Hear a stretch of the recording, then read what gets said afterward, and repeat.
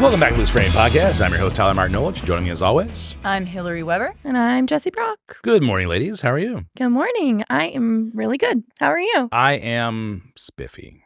How are you, Hillary? It's a beautiful day in Tampa Bay for It now. is. It is. Oh, we're For now, newscasters. yeah. It's a beautiful day in Tampa Bay. For another For maybe now, 24 yeah. hours. And then we have a tropical storm on the way. It is true. Is the regular during this time of year. But Yep. I am fully caffeinated. It is and a wet, hot American summer. It is a very wet, hot American summer. Yes.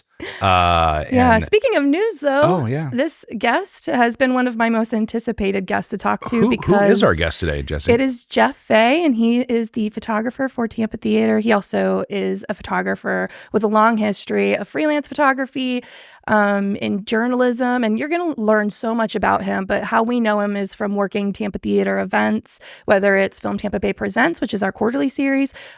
He's even been at Gasparilla Film Festival. He just does everything with the Tampa Theatre and takes really gorgeous shots there. But yeah, speaking of newscasters, that's his background, and you're going to learn more about that. He was a photojournalist, but yeah. Yes, yeah, journalism, Yeah. journalism as a whole. I think he's shot most of our events over the years. There's been one or two where he wasn't available, but Yeah. just about everything we've done at Tampa Theatre, he's. But every time I'm shooting. there, we just chat, and he's just the coolest. He's got the coolest stories. So Yeah. I reached out to him, and I was really excited when he said yes, because he's definitely one of those. This is rare. He's usually behind the camera, so it's really nice to get him in front of the camera talking about some of his rich history. Yeah, definitely. All right. Well, with that, it should be a really good conversation. Looking forward to it. We will be right back with our guest, Jeff Fay.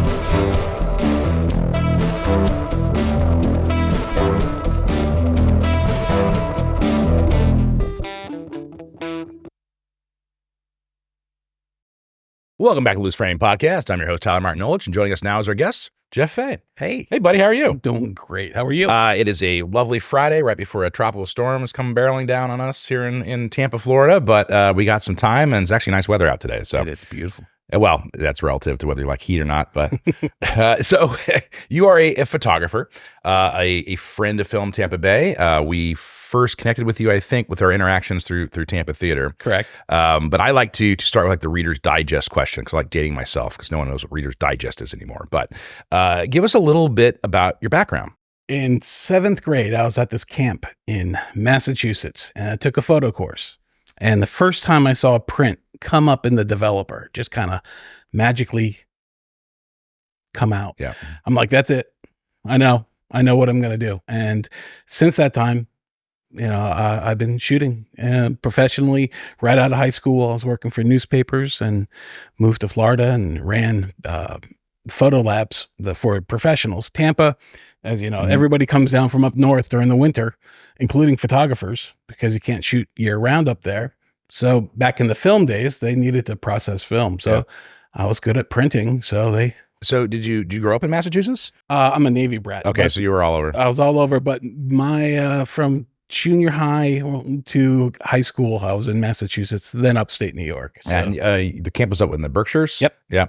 So I did my research. You did. So what made you pick a photography camp, or is there something that your parents sort of like get out of here for the summer and they put you in something? It's a YMCA camp. Okay. It was Camp Beckett. That's the boys' camp. And Chimney Corners is the girls' camp. And they've been around since 1903. It's a YMCA camp. My dad was a YMCA executive in North Attleboro, Massachusetts, and he was friends with that camp director, and so he shipped me off. And at first I was like, I don't want to go to camp. I don't want to. As soon as I got there, I was like, oh, this is amazing. And I think I was there for 9 seasons after that, and went through the whole program. And this is Photochemical. No, but the photography was just one activity. Okay. There's everything. Okay. There's everything at the camp: sailing and football and soccer and woodworking, and just it didn't matter what you did. Everybody's accepted, and it's fun. And Do you remember what your first photo of was? Yeah, and it was actually published in the Seen and Heard, which is their newspaper at the camp, and it was a flagpole, and I was laying up shooting the flagpole, and I still have a copy of it. But it was my first first published piece. So do you credit sort of an innate talent, or do you think this was something that evolved over years, where you were just born for this? I don't remember really learning. And nowadays I see people learning photography. They're trying, they just can't get, and I don't, it's like, it's just there. And people are like, well, you're talented. I'm like, and I really never knew what talented was, or if it, it's like, I know musicians, they're talented. I knew pianists when they were, at camp and 10 years old. Now they play for Jefferson Starship. It's like, but that's talent. But photography, it's just, taking pictures. But no, I had something. Well, I mean, look, the camera itself is just a tool. I mean, it's right. your eye that's really the photography element to it. So you have to be seeing the world differently than other people who struggle. I do. I think I do. I get a look in my eye, I see something, and I'm like, hold on a second. I do a Columbo thing. It's like, hold on. One more. Let's, before we leave, let's try this. And that's where it is. You just hang out. So do you find when you're photographing something, whether it's, I don't know, a nature piece or a still or candids, that you sort of hang back and just observe and watch, or do you feel like you're actively part of something? Oh, I definitely hang back. It's through when I worked at newspapers, they kind of told you have to, see the whole picture. Yeah. So the first thing I usually do is get high in the corner and just look at the whole picture. And then I eventually work my way into really tight. Yeah. I'm always the one hanging back going into a situation. Yeah. When did it become not just a hobby, but a profession? About when I was a senior in high school. I can't remember the show, but they had a photographer. Lou Grant. Remember that show? Mm-hmm. Had a photographer, Animal. And that was when I was in high school. And I always thought Animal was he was a Vietnam vet, and he had hair and all that. He had a big Nikon F2AS, and I'm like, I want that camera, and that was my thing. And so in high school, I was really into it as a hobby. And then one day I saw a car on fire. And so I was driving with my father, and I said, Dad, you got to pull over. I have to take a picture of this. Because I had my gear with me. And I did. And then he immediately drove me to the newspaper. And it's after hours, and I'm knocking on the door, and the photographer, who was the only person in the building at the time, said, "You have that? Did you get that?" And I handed him the film, and he was like, "You're coming in, you're developing it, you're printing it, and it's going to be in tomorrow's paper. And it's all you, start to finish." And that was my first day in a real dark room for a newspaper. And that's what kicked it in. I'm like, okay, this is what I do now. And did you continue on doing photojournalism, or you just sort of spread out and do other things? I worked, this is in upstate New York, in a little town called Auburn, right between Syracuse and Rochester in the Finger Lakes. I lived in Rochester, so. Did you? Yeah. Okay. So I know right what you're talking about. I worked at that paper for a little bit. Then I went over to Syracuse newspapers, which was, I had a morning and an evening paper back then.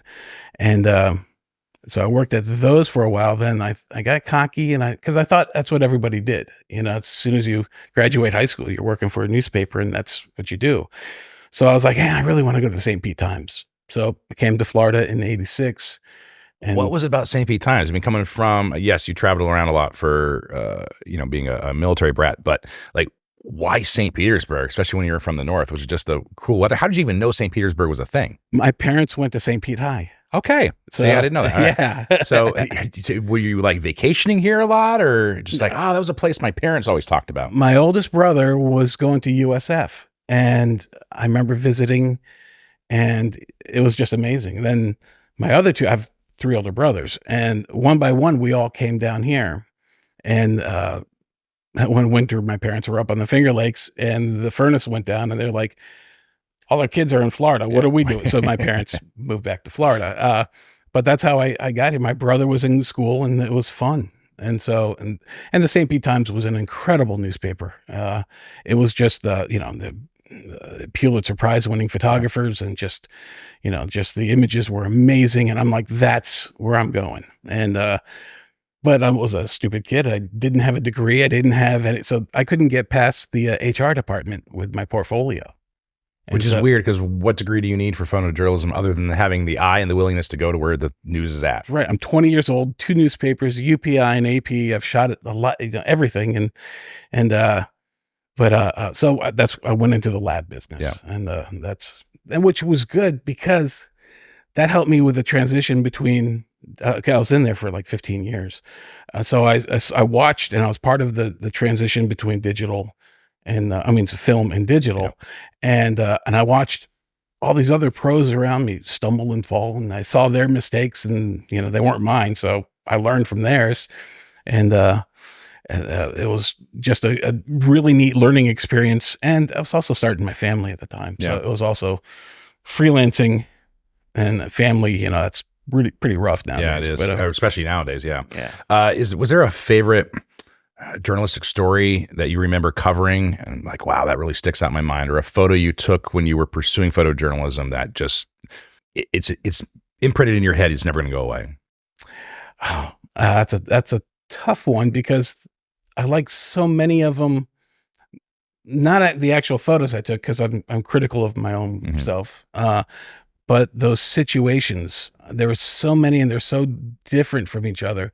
I photographed Steely Dan one time, and Donald Fagen spit on me. It was amazing. I'm shooting, I'm photographing. I'm leaning on the stage between 2 monitors, and he's just singing as hard as he can, and just a little just came out, and I saw it, and he saw it, and keep shooting, and he saw it hit my lip, and he just kind of shrugged at me, and we just kept going. And but that's, nobody's ever gonna know. But that was just amazing. But I've been at I've seen a lot of really neat things, but none of like everything that I collect or I still have of those days, it might not be the picture I'm looking at, but the memories that go behind it is about telling that story. And if I trap you in the archive, you're in there for a while because we're talking. Yeah. No, that's cool. So speaking of like the photochemical process, do you feel like that made you a better photographer, understanding how the process works and how to push and pull an image? Oh, sure. Printing I still have dreams about printing. It was, it's hard to explain. It's when you take a picture, and people nowadays just click and that's it. Well, it's not. You have to get in there and burn the corners down or pop the face out. I use Photoshop as the darkroom. In fact, there's a lot of terms in Photoshop that go back to darkroom or early graphic, work, because that's who they learned from or who they built it off for. But printing, especially for newspapers, you have to learn to print fast and well. Yeah. And on a deadline. And I remember, this is nothing now because I can take a picture and transmit it anywhere in the world in seconds. But back in 83 or 84, when I'm walking through the newsroom, I love newsrooms. It was just like it was on TV. It's people smoking and just great.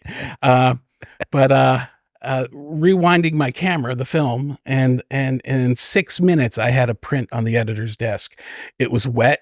It wasn't the perfect, but we were ready to go to the next stage, to the composite room, to send it down to the press. But we had to, be that fast. Eventually, I'd go in and the negatives were wet and the darkroom was a mess, but we got it done. But that normally takes an hour. Yeah. Did you ever have a panic moment where like, oh shit, I've flashed my film or something horrible happens? Like I can't recapture that.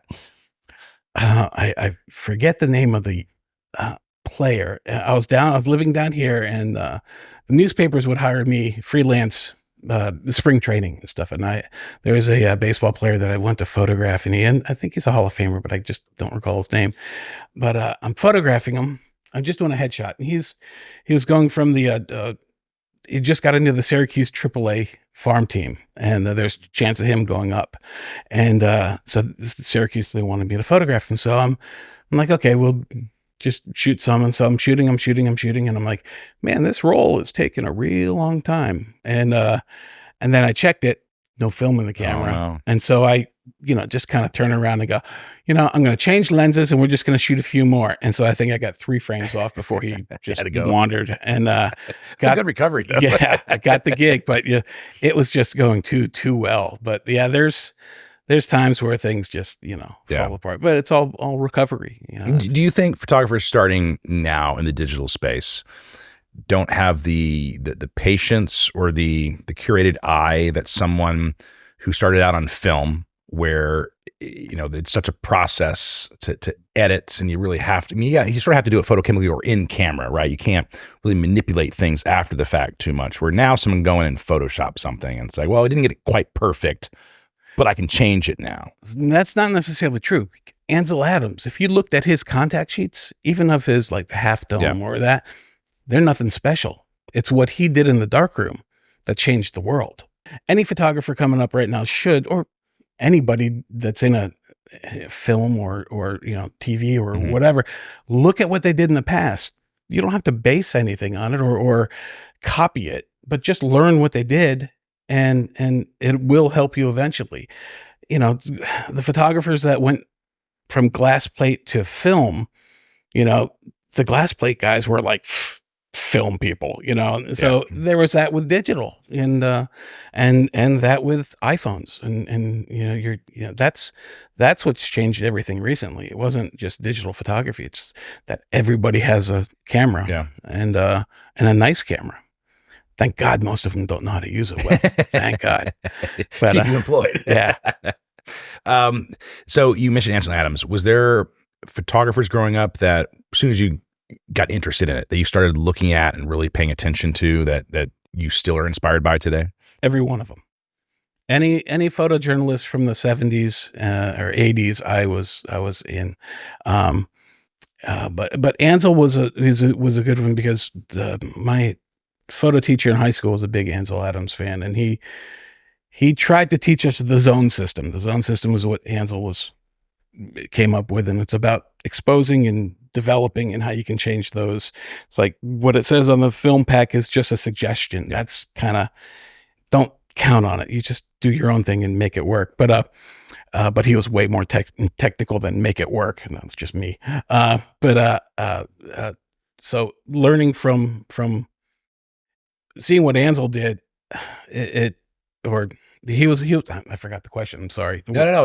What were you inspired by? And yeah, definitely Ansel. And but my high school teacher inspired me and taught me about Ansel. And he also opened my eyes and showed me what other photographers were doing, and that I might be good, but look at what these guys are doing and understand how they tell the story. Yeah. Because it's, there's a good picture and there's a picture that tells a story, and you got to do it in one frame, maybe 2, if you have enough room on the page. But usually 1 frame, you got to tell the story. And that's what's going to catch the eye of it. It's interesting.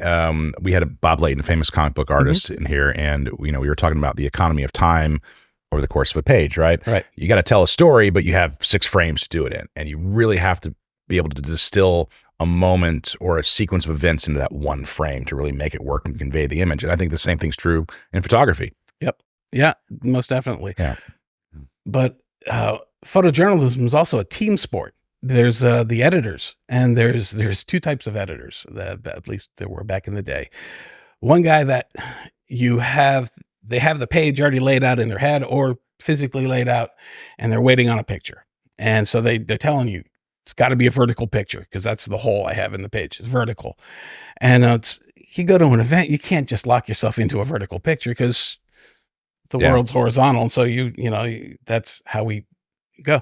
But there's the other editor that goes, I'm not going to lay anything out until I see the art, till I see and that's like that. You're my buddy. We're going to do good things because we're going to build it together. And so if he has an idea about the story, and a lot of times I don't see the story before, I go there with the writer. So I don't know what's going, what the page is going to lay out to. So it's just that communication, that trust you have with a good editor. Yeah. Do you have a particular subject matter that you really enjoy? Is it like the stillness of nature or the energy of an event? what I loved most about photojournalism is that you never knew what you're going to do every day. It could be sports. It could be a concert. It could be, there's sad stuff. I did the hospice stories, and but they have to get out there. You have to tell those stories too. It sucks, but it's what are you going to do? Yeah. I do like families and kids and stuff. Not the JCPenney family shot. Yeah. But I want to do something. Kids are always just fun. I've always been a kid. Your candids with your family are great, and you post them all the time on Instagram. And normally I don't like kid pictures. I just keep swiping, but I always stop in yours because they're just perfect moments of happiness and joy. Thank you. Oh, I get to beat my children if I don't. No. It's patience, and you have to be a kid. You have to. I used to have a studio in Carrollwood years ago, and my ex-wife, she would just be almost tired of the how I got the information out of the kids, how I got them. I'd say the same thing over and over. And she ended up doing it herself. If I wasn't around, she'd start using my gags and that. But a little kid, 6 or 7, I just, what school do you go to? And they tell me, and I'm like, you married? And they look at me like, huh? Like, come on, you married? You're 7. You should. And they're like, and a few minutes later, they realize that this guy's just a goofball. And their guard goes down, and it's real. And so, and then the parents relax. So there's a recipe to doing it, but and that's just what worked for me. Yeah. But that happened with big kids too. That happens. Are your kids interested in what you do photographically? Did they pick up the camera at all? Nothing. Not at all. No. What are their interests? I just want to see how far the apple fell from the tree. My daughter is a hairstylist, and it's just my daughter, but my niece is the only one that looks at what I've done, including my brothers, my parents, and all that. They were encouraging, but they never. Yeah. For grandkids, here's a camera kid. I actually, ever since my grandson was born, all he wants to do is touch my lens. Just every picture is just him reaching for it. So he'll get a camera when he's 5, and send him out to photography camp up in the Berkshires. Oh, he's going. He doesn't have a choice on that. So how did you transition from photojournalism? You went into the photochemical processing and printing, just to being freelancing on your own and the career after that. Once digital really picked up, I saw the writing on the wall that, my lab days running labs is going to be gone. Yeah. So I'm like, we made the decision to get back in the freelance world, and I did, and got a couple clients, and it just started rolling. And so, freelance photography is like, it's like anything. It's word of mouth. Yeah. So it's getting it out there. You can't, I can't advertise on Facebook for commercial photography. Let me photograph your children. That's a red flag. You don't want that. Never thought about that, but that's very true. Yeah. Does he drive a van? Yeah, he does. No, I'm not. But for working alone with your children too. Yeah. Oh, I used to have this van. Van talk with Jeff. It was a friend of mine sold fleet vehicles, and so he was like, I got a great van for you. And I wanted a bigger van for bigger shoots, just gear. And so it was an old TV news van, big old Ford 350. I can picture it in my head. It was a V10. It had a big generator mounted on it, had the boom that went up and all that. And of course, my daughter's in high school at this point. So when I pick her up from school, I had to park at the Walmart across the street. So nobody would see the car we're getting into. The free candy on the side scrawled just wasn't cool at the school. She wanted to, but she never found it. But she wanted me to put a bumper sticker and says, "Does this cloth smell like chloroform?" So she doesn't like photography, but she's warped like me. So I like that. But yeah, I think my grandson will be a photographer. Yeah. Did you ever? Went back to photojournalism days, like, oh man, I'd like to be a war correspondent. I'd like to go overseas and see some real stuff. Yeah. So there was a girl I worked with in Syracuse, Michelle Frankfurter, amazing photographer in DC right now. And she's she's shooting weddings and portraits, but she's still a photojournalist at heart. And she was just out of Syracuse University, and I was at the newspaper, and she's like, "Hey, I want to go to El Salvador. You want to go?" I'm like, "Yeah, let's do it." And so I went to my folks and I said, "Hey, I was looking for money for them to fund it. I'm like, I want to, go to," and this is 83, 84. El Salvador was pretty hot back then. Yeah. And they're like, no, you can't do it. And she ended up going, and she got some great stuff out of it, and she was fine. But yeah, I wanted to be in it. I saw some of the pictures, there's the Vietnam pictures were just, amazing, because it's in one image, you're seeing the whole story, and it's not blood and guts, and it's not all about that. It's about it's the humanity or lack thereof right. that it captures. So let's jump off of there. What about photos do you think makes it so appealing to people? Like why do photos matter in your opinion? Well, a couple things. It depends where it is. In photojournalism or commercial photography, you want the photo to stop the person, what they're doing, and look at your product. Okay. And that's super important for the client. But in family stuff, it's a trigger. It's a memory of where you were. You can look at photos from when you were a kid, and it might have one or two kids that were in the neighborhood, but you knew exactly. You remember the voices. You remember the right after this picture, we went and went fishing or did that. It's a conversation starter. It's a memory starter. It's not selfies in that. That's that's part of it. Because that's fun when you're a kid.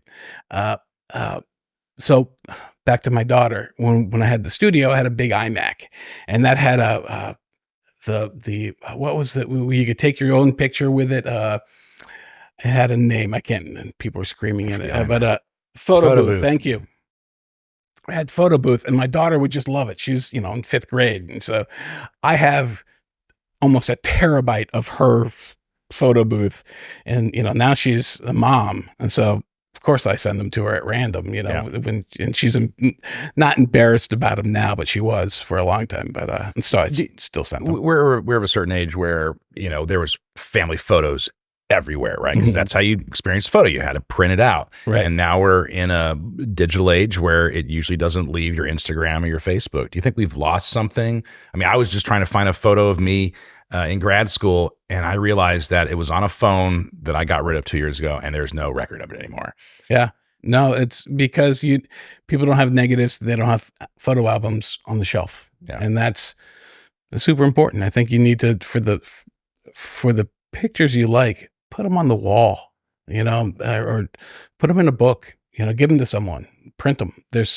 Printing is very inexpensive. You can try to do it yourself, but it's going to make you crazy because your printer just sucks up ink, and just do it online. There's so many online printing services now that do it, but I think that should come back. Yeah. Not to get like apocalyptic here, but I was reading a Smithsonian article where this current generation might be the first generation not to have like a fingerprint if the world were to go away tomorrow, right? I mean, think of all the archaeological things we found from other civilizations, even previous generations. Yes, there's photos and how long they last, who knows, but there might be something somebody can find. Right. And now it's just gonna be a bones of a civilization with no culture or art preserved anymore because it's all in a digital space. Right. No, I agree. But if it ends that bad, everything's going to go there. All our family photos will be gone too. Oh, maybe. Yeah. I was talking, some alien civilization coming down, like, digging through the bones. Like, what's this? Yeah. I mean, I think they can find other things that are way worse. Probably. No, I think it's one of the things I did when I was in the lab world. I started photographing artwork. Back then it was lithos and that whole thing. But now it's giclée prints, which the artists use. But photographing artwork is still a technical thing, and it's good. But so I like printing things out and holding them like it was the old days. Yeah. Even back to the theater with the new T2, the new theater. Jill and I are Chilwateki and I are we're printing up old images and stuff, and we're printing them on archival paper, and we're doing it right, and put them on display, because even new pictures of the CEO John Bell, we put there with the original architect, and but it's just nice having physical prints of it. I think everybody should do that. I think everybody should back the family. I completely agree. I've been slowly printing off stuff now and archiving them, putting them in actual photo books, and I was like, this is nostalgic. It's nice. And when I want to, like, someone over the other day, I was able to take a book off the shelf and like, oh, here's me in college, right? Like, a lot of people can't do that anymore. So speaking of T2 and Tampa Theater in general, how did you start your association with them? Because that's where we first met you. Right. A dear friend of mine, a mentor, was doing work with them a long time ago. Gordon Meyer was still in moving pictures, and Grown Man Brand was the name of the company. And they asked me to, it was one of the beer fests, when the wine fest was coming up, and they needed help doing a video with that. So I joined them, and he just said casually, it's like, you guys should really use Jeff for your still work. And they didn't really have a photographer right then. And so that was when the first renovation was happening. And so they hired me to document that whole event. And after that was done, we were friends at that point. And they're like, we don't want you to leave. And I'm like, I don't want to leave. And like, they asked, will you be our house photographer? I'm like, yeah. So that's, how I'm in. And they're just such good people. It's hard to take a bad photo inside a Tampa Theater too. I mean, it's just such a gorgeous surrounding. Yeah. You really feel the history of it. I mean, even if it's a modern event, it's like you're still, it's encompassing.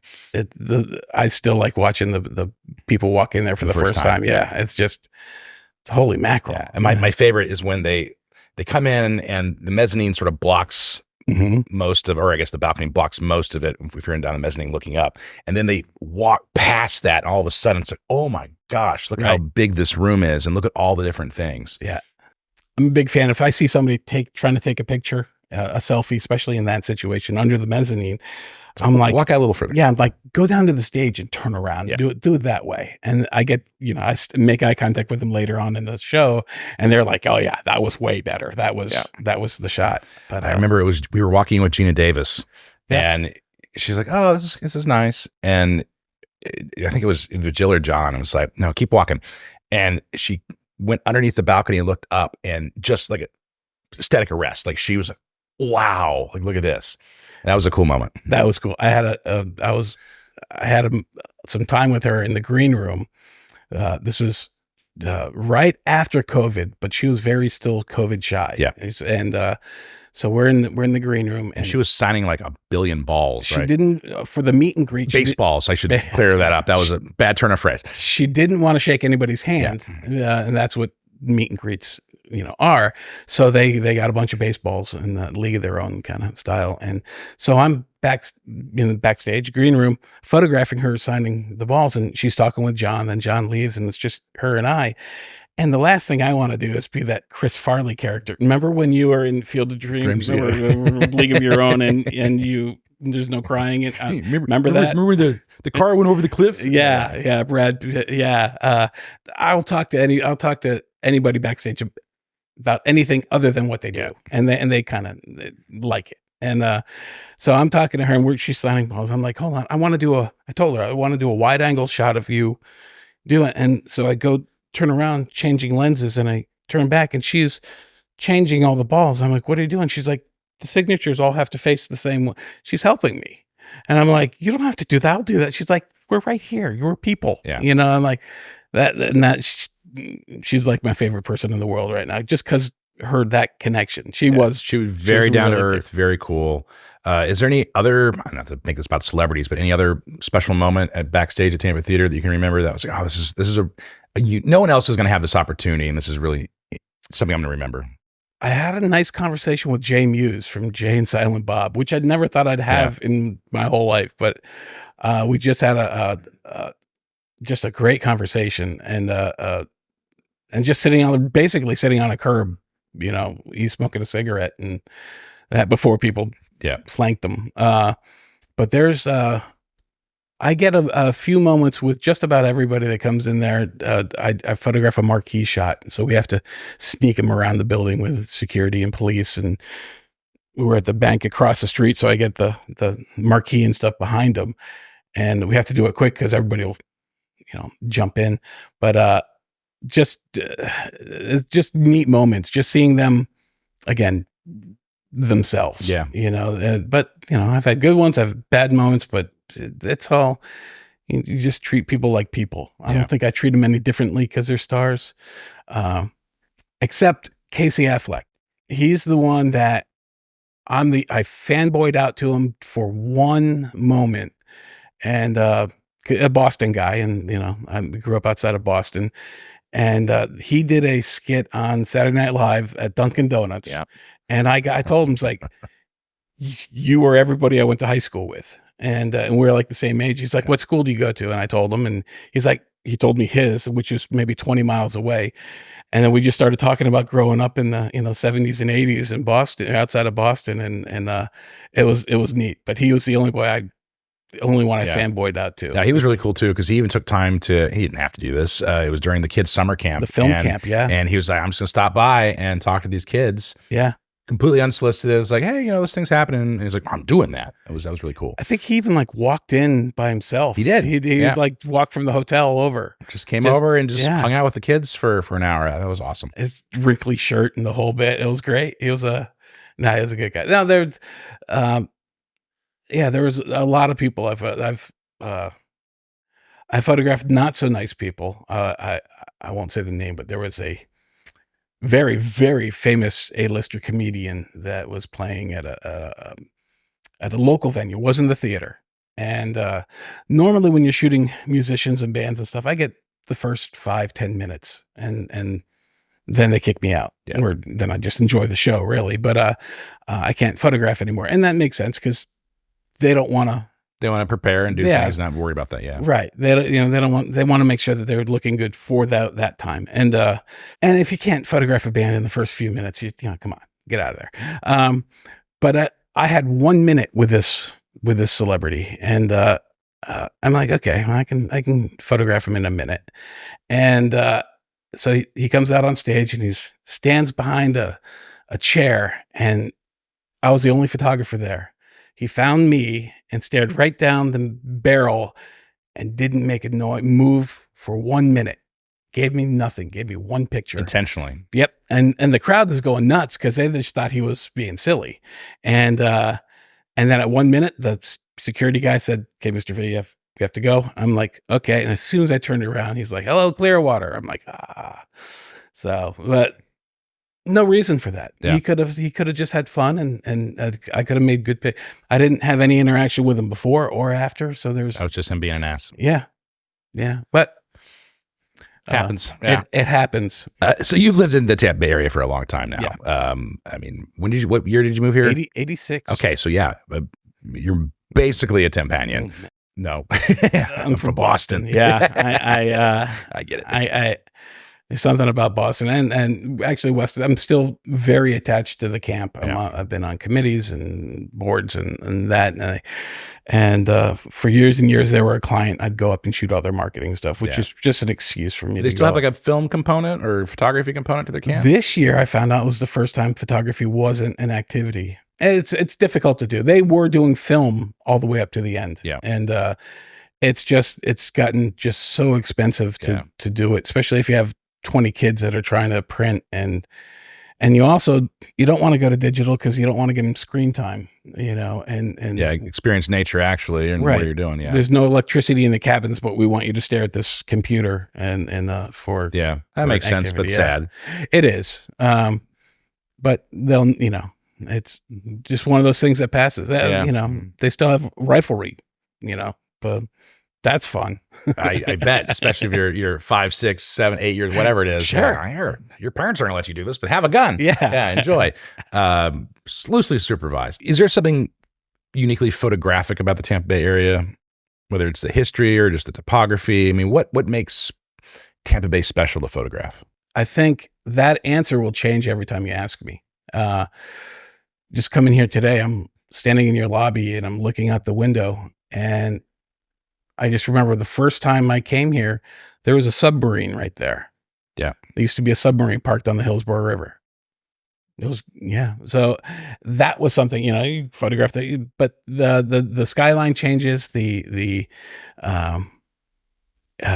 was just, you know, back during the 80s, Ybor was just the Wild West with art and that culture, which I really want to see brought back. Yeah. And there's a few people that are starting to bring it back, and hopefully I'll be a big part of it. You know, the nightlife was street photography has always been a fun thing, and it is getting popular again, or it has been for a while actually. But if it's done well, you know, not, you know, just cell phone stuff, just real photography. But yeah, but you know, again, the beaches are always fun. There's I've got to photograph. I remember I did a big trip photographing all the springs. Mm-hmm.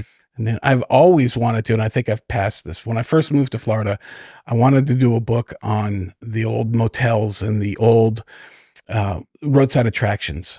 And I let it go. And that's actually a big regret of mine that I never did that. Because in the 80s, Florida kitsch, it was still around in the 80s. Right. Like the Giant down in Ruskin, and just really just going up 41 and 301, all those beautiful old hotels and motels and car parks and things that are, and it's like a Steinway book. Yeah, that's Steinway. I know what you're talking about. Steinbeck. Jeez. Yeah. It was something I really regret not doing. But so, I mean, you obviously do this for a living, but do you just keep a camera with you all the time? Brought one today. Yeah. And well, good. You can get a better photo than we normally take at the end. We'll do something. I have a cool thing we can do. It's a little 360. Oh, I'm into it. So you're always looking at the world as if I can take a photo of this. Yeah. Yeah. Well, I don't know if I can. I mean, if something presents me and I don't have a camera, that's the worst feeling in the world. Yeah. You know, and I do use my phone quite a bit for stuff, but there's nothing like real optics. Yeah. You know, I usually have a camera with me. You mentioned like roadside attractions. Is there any place in the world that you just have been dying to visit to photograph? Japan, Ireland. As far as international, I think those are the two biggies that I'd love. Ireland, just let me go and just walk and just find stuff. No, you know, I wouldn't, anytime I go to a city or something, I'm not the tourist guy. I'm not the, you want to get off the beaten path? Yeah. It's like, where do the locals eat? Where do they, you know, go? Like New York and stuff, I'm always looking for the little hidden gems, talking to New Yorkers, or like, where's your favorite bagel place or that, and just try it. And I'm like that with Cuban sandwiches. We used to have some really great Cuban sandwiches around here. And now there's a few, but fewer. Yeah. Yeah.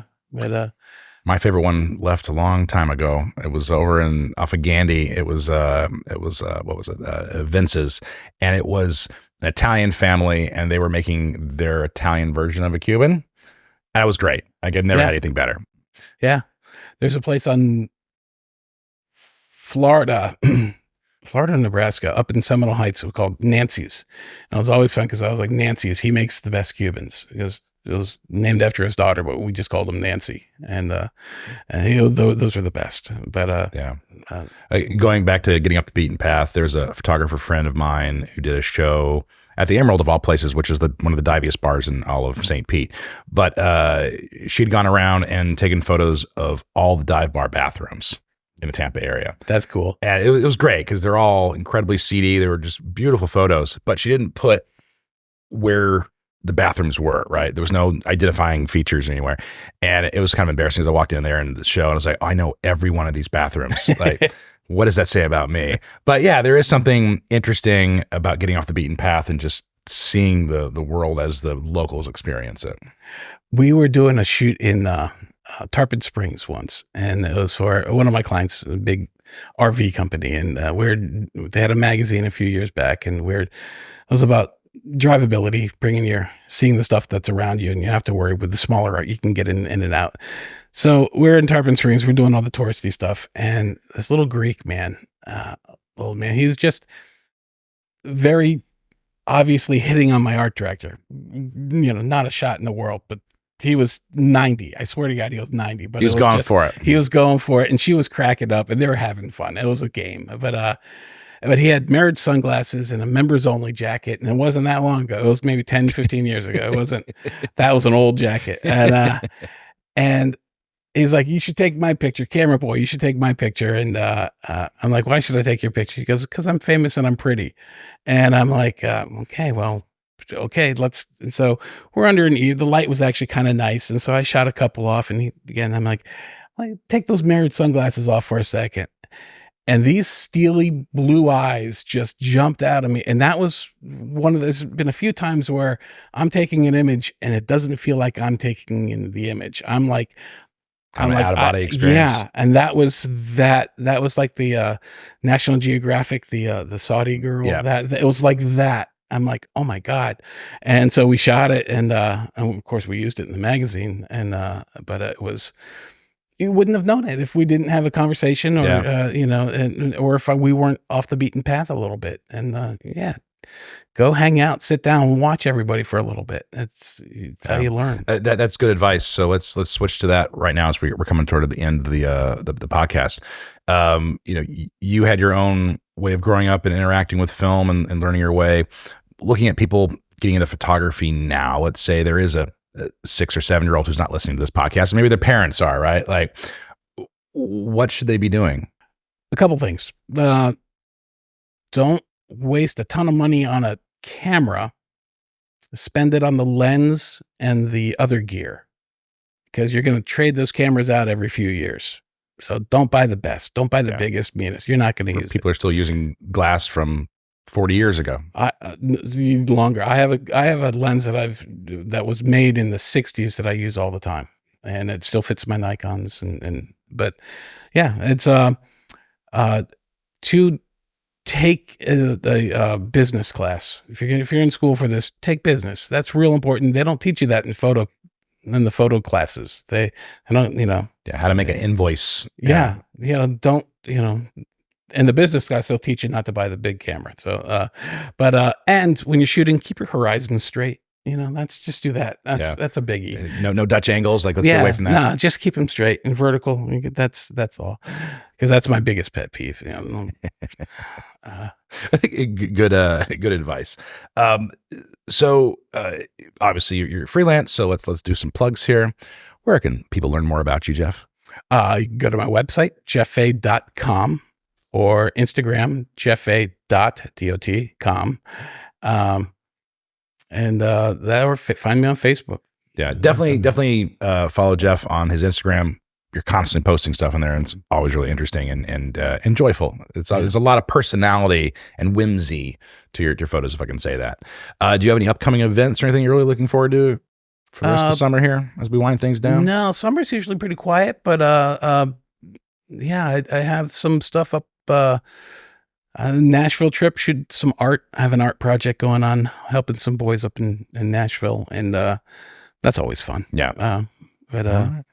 But yeah, that's about it. Quiet summer. Yeah, it has been. And knock on wood, hopefully it stays quiet for at least a short bit before we spin things back up for the fall. Well, with that, Jeff, it was awesome talking to you. Thank you for spending some time with us today. I really appreciate the casual conversation. Follow Jeff Fay on Instagram and Facebook. And certainly if you're looking for someone to photograph an event or something special in your life, give him a call. He's just a wonderful photographer, and we've always enjoyed the photos you take of our events behind the scenes. In fact, I think you're the only one who makes me actually look slim on stage, which is probably why I love your photography more than anyone else's. But I do appreciate it, Jeff. I don't know what you're talking about, but thank you. I appreciate it. All right. Well, with that, we'll be right back. Thank you, buddy. That was good. Thank you, man. Thank you. Appreciate it.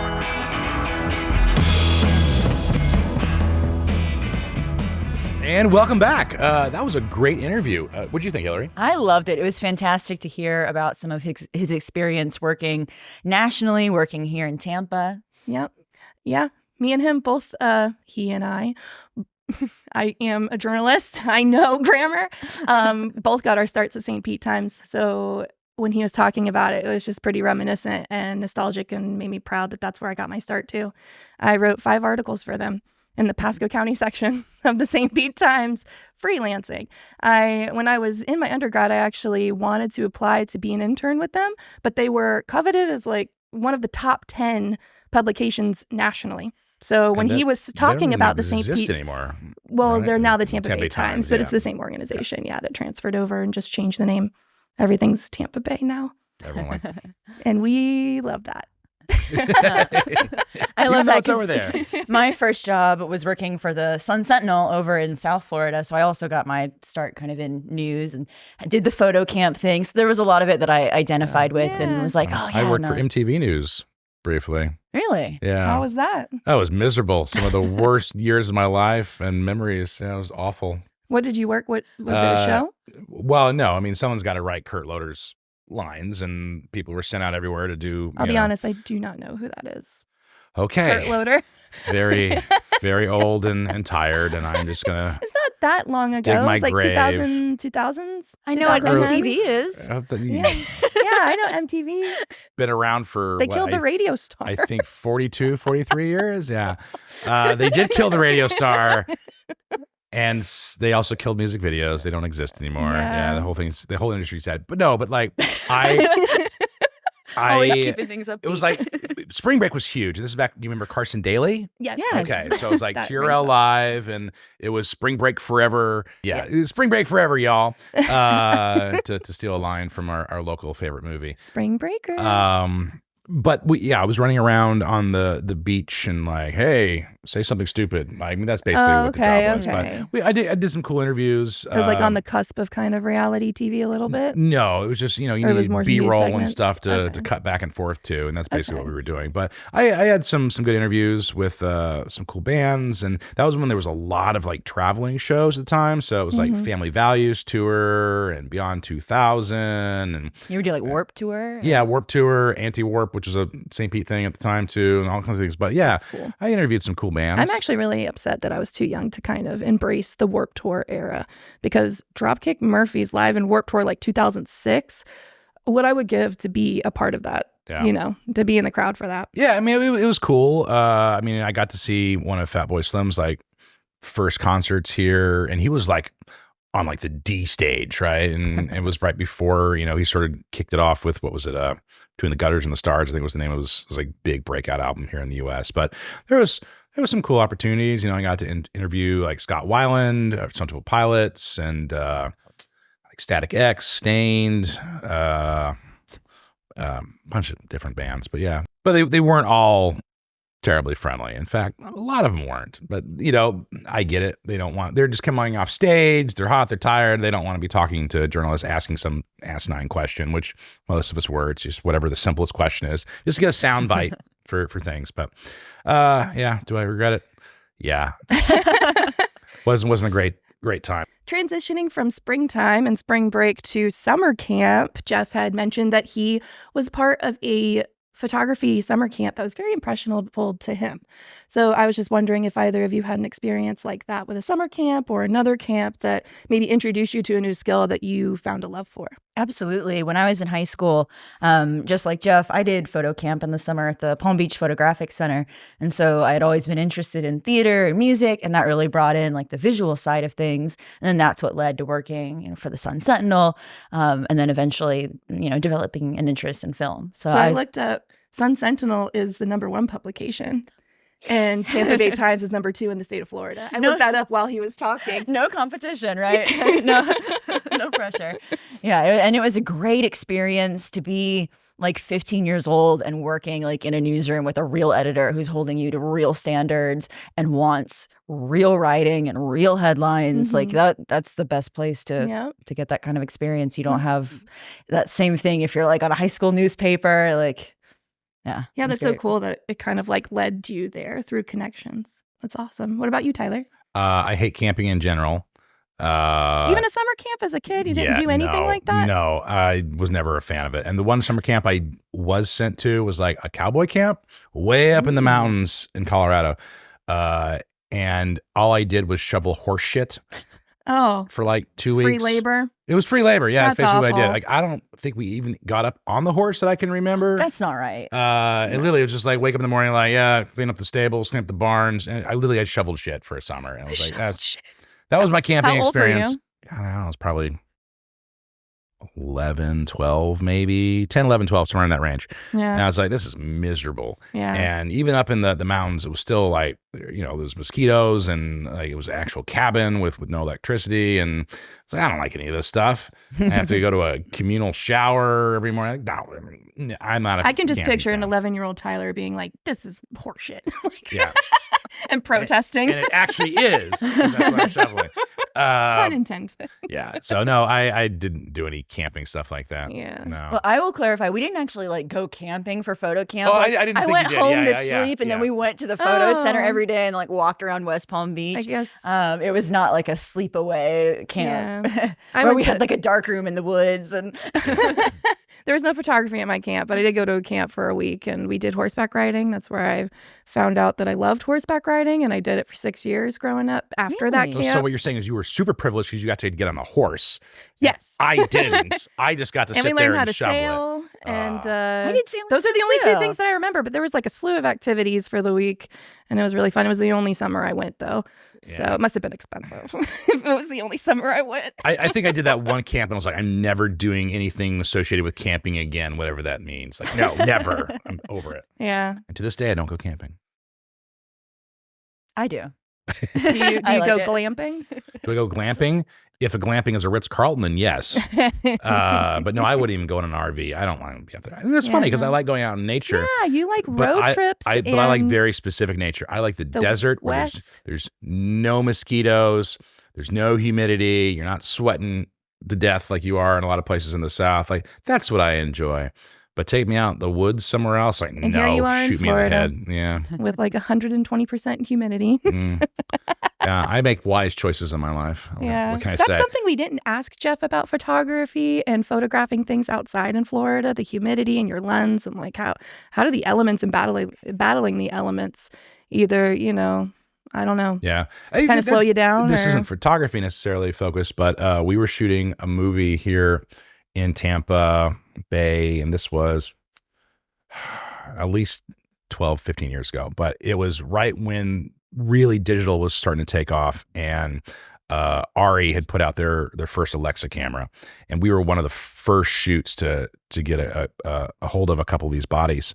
And we were shooting out in the heat and humidity. And these have all been ruggedly tested in different environments.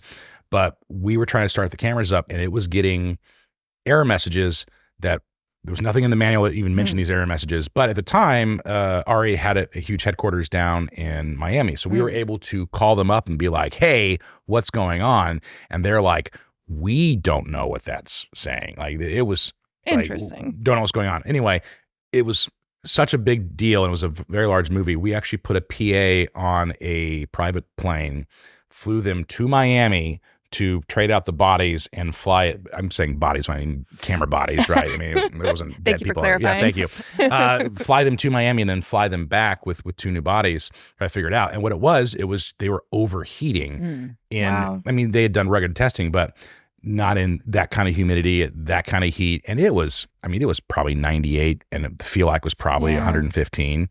And I don't think the heat displacement on those early cameras were quite as good as they are now.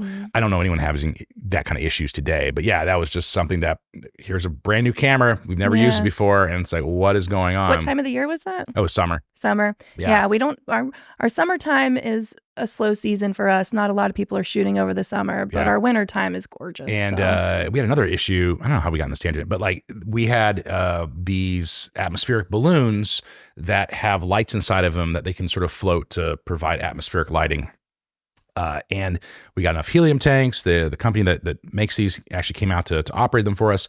And the humidity was so bad that they didn't actually bring enough helium or whatever they were using, the gas, to actually get it up high enough in the air because it was just weighing weighed it down, down? by the humidity.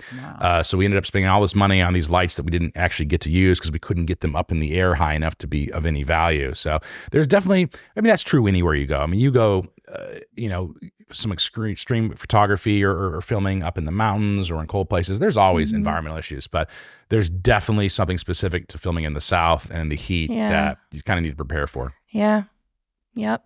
And only an experienced producer or camera operator is going to know how to troubleshoot anything like that. Yeah, I mean, look, if you film enough places, you learn how to mitigate things. Yeah. But there is definitely value in hiring locals who deal with this every day, and they understand how to shoot around it. Yeah. You know, we always tell people during the summer, at least I used to, it's like you should really do a wet down on your outdoor environment before it rains, because then you have a color palette that is steady throughout the day, because you're going to get an afternoon thunderstorm. It happens every day from August through really the end of September.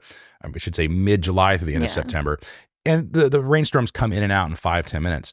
But the humidity, it doesn't dry up very quickly. Yep. And look at a concrete, wet and dry, completely different color palettes, completely different color values. So do a wet down beforehand to sort of mitigate that issue. And you can keep wetting it down all day, and it looks great. And there's continuity there. The power of pre-production and critical thinking. Yes. But again, like a local, crew will definitely suggest stuff like that. So important. Well, speaking of the elements, I'll change gears a little bit. Jeff Fay was talking about off the beaten path and how when he visits places like New York, he wants to know where the locals are eating. Is there a place that we haven't necessarily like advertised or had a film shoot at that you guys can think of off the top of your head of like, or that's always been weighing on you, like we should use this area, for more filming? And that's like anywhere in Hillsborough County. We got like Plant City, we've got Ybor City.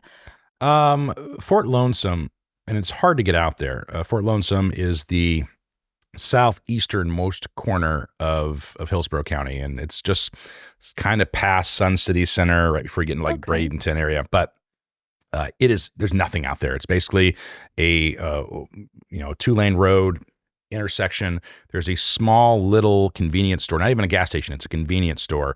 I don't know how they stay open, or maybe it's truck drivers, someone that's driving through there, or agricultural related people coming in to shop there, but it's just sort of there. And you look out in any direction, it's one of the few places in Hillsborough County where it's truly just limitless sight lines everywhere you look. It's just giant industrial power lines, but no trees. It's just flat, empty land in every direction. Wow. And you can look quarter mile and see nothing. So it's kind of a cool little empty spot. So it's your dream. Yes. It's like the Wild West, quiet, but lonesome, only 20 miles down silent. south. Yeah.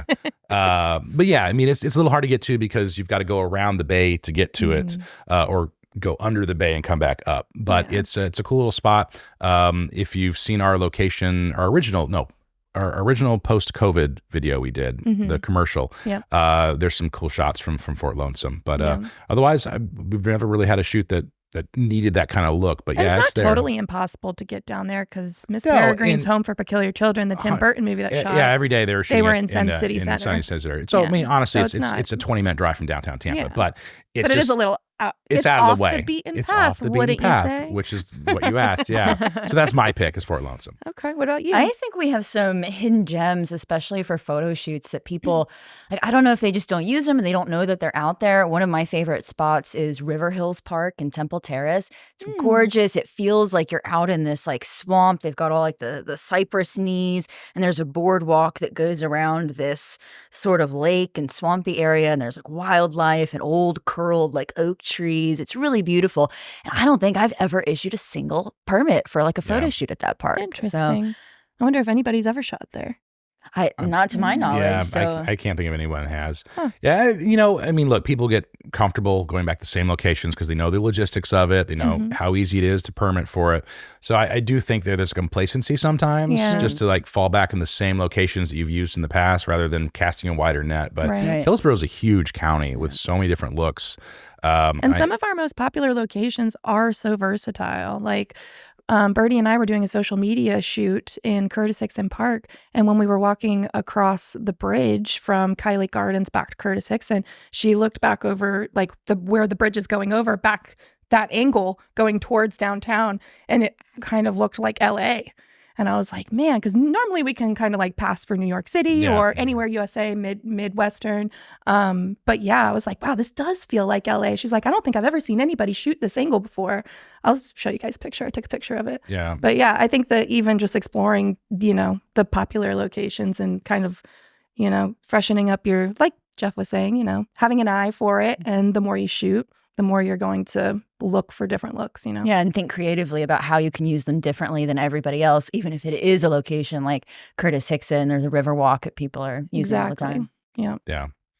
All right. Well, we are wearing our Film Tampa Yes. Bay shirts. So as to we wrap mentioned, this up. Jeff Fay is the photographer for Tampa Theatre. So I am plugging their t-shirt, which is the blueprint of Tampa Theatre. And it is my favorite t-shirt. I wear this all the time, at least once a week. It's always hung up and ready to go. But yeah, go to tampatheatre.org and find out more information on how to get this t-shirt or different designs. They also have the marquee. They have several designs that they are coming out with, but we also have a shop and we have new designs like the one that Tyler is wearing, which for those of you listening is the Gasparilla Film Festival inspired filmmaker's treasure chest. So it is a pirate chest with everything a filmmaker needs, or almost everything, other than a permit. I don't see a permit I don't on see there. a film permit in there. Maybe it's at the bottom. Maybe it was the first thing we did. It's at the bottom. It's the bottom of the trunk. Yeah. But yeah, check us out on filmtampabay.com for the link. We're going to have shirts stretching back almost 10 years. So there's a lot of cool shirts that maybe local filmmakers may have collected over the years, and, you know, it's been washed so many times it's falling apart, but you can get new ones. Yeah, freshen up your collection for sure. So looking forward to that. All right. Well, it has been a great conversation, ladies. Let's wrap this up. Miss Jessie Brock, where can they learn more about us? We are Loose Framing Podcast. Stream us anywhere you listen to podcasts or watch us on YouTube. And don't forget to follow us at Film Tampa Bay. And with that, we'll see you next time.